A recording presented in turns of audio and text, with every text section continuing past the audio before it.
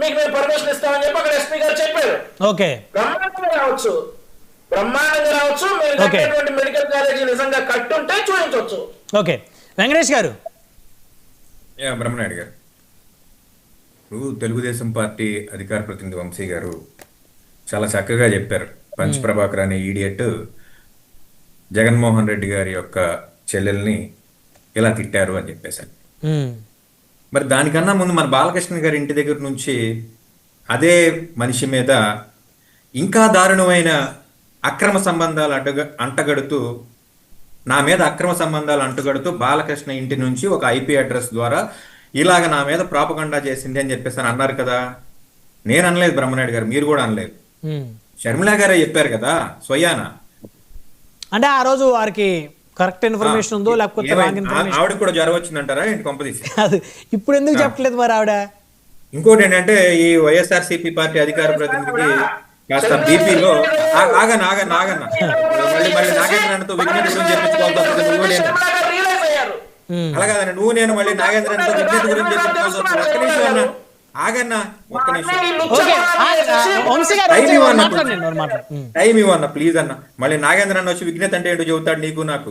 ఒక్క నిమిషం టైం ఇవ్వు. తర్వాత ఏంటంటే ఈ వైఎస్ఆర్సీపీ అధికార ప్రతినిధి గారు మర్చిపోయినట్టు రైతు బంధు 20,000 కూడా ఇవ్వలేదు సార్ లాస్ట్ ఇయర్. ఈ ఇయర్ 5,000 ఇచ్చారు మా మొహాన. మీరు మర్చిపోతే అలాగే ప్రజా సమస్యలు మర్చిపోయారు. రాష్ట్ర ప్రభుత్వం ఖజానా నుంచి, రాష్ట్ర ప్రభుత్వం నుంచి 5,000, కేంద్ర ప్రభుత్వం నుంచి 2,000, సంథింగ్ మొత్తం కలిపి 7,000 వచ్చినట్టుంది. దొర ఎత్తానండి సంవత్సరానికి 20,000 ఎవడన్నా ఇవ్వని.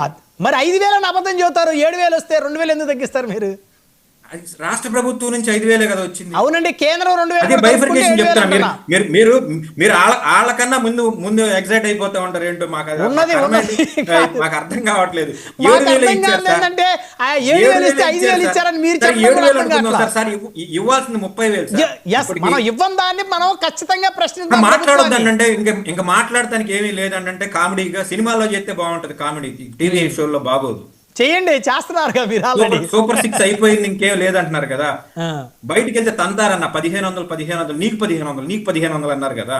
ఆడవాళ్ళు 50 ఏళ్ళు దాటిన వాళ్ళందరికీ. మరి వాళ్ళకేం చూద్దాం, ఏర తెలకం దిద్దు వదిలేద్దామన్నా. 15,000 మీరేం చెప్పాలంటే ఆగవయ్యా స్వామి, మీరేం చెప్పాలంటే రాష్ట్ర ఆర్థిక పరిస్థితి బాగాలేదు, ఇంకో సంవత్సరం తర్వాత ఇస్తాం, మొత్తం కలిపిస్తాం, రీఇంబర్స్ చేస్తాం అని చెప్పండి. మేము కూడా చప్పట్లు కొడతాం. ఎందుకంటే మాకు కళ్ళు ఉన్నాయి, కనపడుతున్నాయి. రాష్ట్రం యొక్క జిఎస్టి వసూళ్లు అంటే ఈ రాష్ట్రం యొక్క ఖజానాకి రావాల్సిన డబ్బులు ఈ రోజు సౌత్ ఇండియాలోకెల్లా లోయెస్ట్ లెవెల్కి వెళ్ళినటువంటి పరిస్థితి.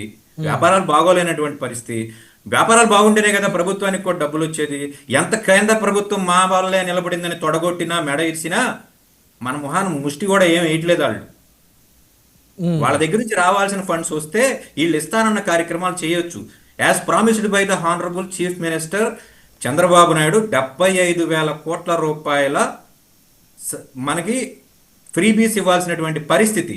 మరి గత సంవత్సరంలో ఏ మాత్రం ఇచ్చామో ఒక శ్వేతపత్రం ఇస్తే మాలాంటి వాళ్ళని చదువుకుంటాం. లేదా